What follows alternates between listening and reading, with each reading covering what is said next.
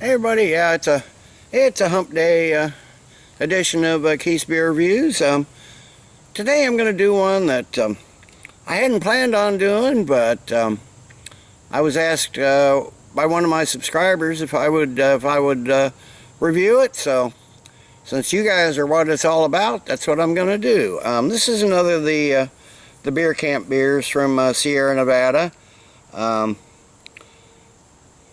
This is their collaboration with the Asheville Brewers Alliance. I'm going to do their Tater Ridge. It's supposed to be a Scottish ale, and it says Scottish ale brewed with sweet potato. So a little bit from the website. Like I said, Asheville Brewers Alliance, Asheville, North Carolina. The Asheville area is a brewing hotspot nestled in the mountains of North Carolina. Tater Ridge was brewed by something of a craft beer supergroup made up of members of the Asheville Brewers Alliance. We're fortunate to call these passionate and talented brewers our neighbors, and we hope this unique ale will be the first of many collaborations to come.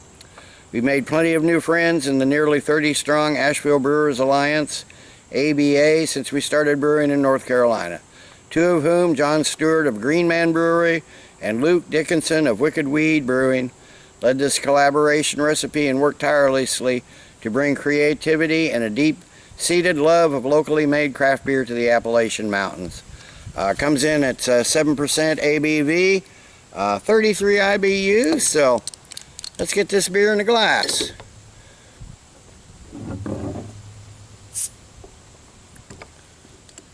Had a little bit of foam come up in the neck, but when I popped it, and a little bit of a hiss, but nothing's coming out. So this is actually my third attempt today to do a beer review. I went to two other parks, and first one, I just getting ready to get started, and a guy showed up on a big tractor mower, and I don't know, I'm gonna swirl that up when I get to the bottom anyway, but and then the second place, I was just about to get started, and a guy showed up with one of those obnoxious gas-powered weed whackers. So I came out here. Hopefully, I saw him mowing in this area Monday when I was out here. So hopefully nobody will be back. Nobody will be here. But anyway, we got a nice dark brown beer, bit of haziness to it.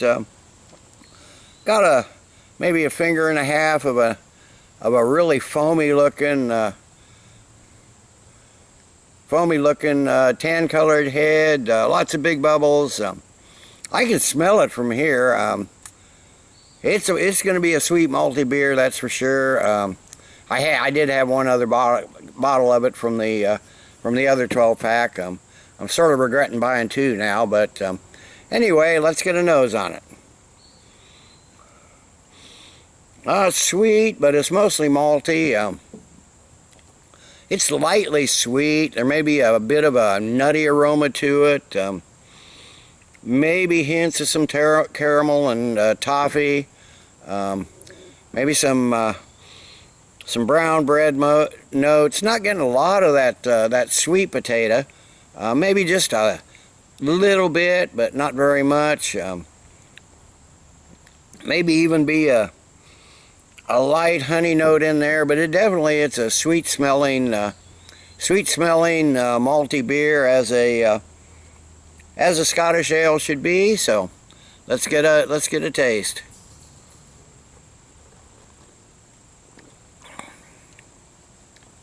Okay, now the malts lead off, and you're getting notes of like toasted bread and toffee, and a bit of caramel. There's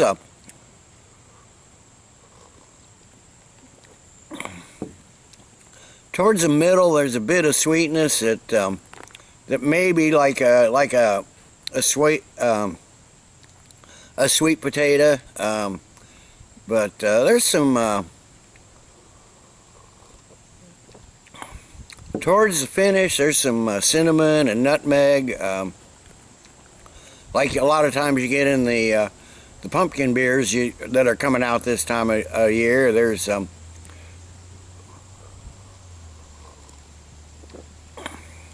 some leafy hop notes, and it's a fairly strong citrus notes too, like a citrus rind, but it's primarily malts. A lot of deeply toasted ones, and like the cooked and caramelized malts. There's some mild fruity esters in there too, but they maybe be from that sweet potato, but I'm not really getting sweet potato notes in it. They're there lightly, but they're not for something brewed with sweet potato. Not getting a lot of them. It's got a fairly kind of an earthy, clean finish. There may be just a hint of like some brown sugar in there along with the caramel. Maybe some orange peel towards the finish. A bit of sweet potato might run through the back end of it,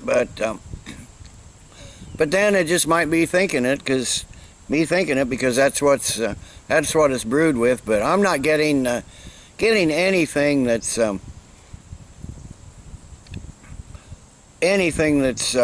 you know, strongly sweet potato, at least the way I'm used to sweet potatoes. It's got a full but not overly thick mouthfeel. It's creamy, but it's somewhat of a dry finish, which for as sweet as this thing is pretty surprising. So anyway, let me sit. I will sit and sip on this a while, and I'll come back in a while with the final thoughts and grade. Alrighty, I'm back. It's been a half an hour or so. I got a couple phone calls and stuff and everything, so, but at least nobody's come by with noisy power equipment, which is nice. I don't know about this beer. It's an above average to a decent, good beer. Definitely not a great beer. I'd probably classify it as a fruit vegetable beer rather than a Scottish ale. It's not very to style for a Scottish ale. As it's warmed up, I'm not really getting any sweet potato taste. I don't know what they contribute to it, but I really can't. You know, I could maybe it was just in my mind because that's what it says on the bottle. You know, when I first started drinking it, that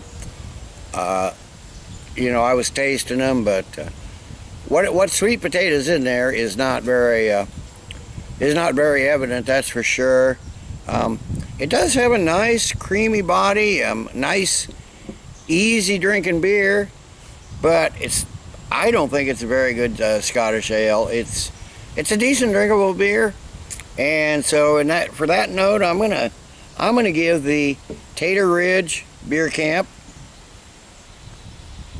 the collaboration with the Asheville Brewers Alliance, I'm gonna give it a 7 out of 10. Like I said, it's above average. It's good, but it's not great.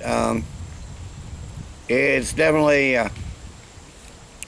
not good as good as some in that beer camp sampler, but better than some too, but better than a few. But so I'm not really impressed, but 7 out of 10 for the Tater Ridge. So till next time, everybody, cheers. Let's keep drinking good beers. And thanks again to all my subscribers. You guys are the best, and you're the only reason I'm doing it, the whole reason I'm doing it, so I appreciate it. So thank you all. Cheers again.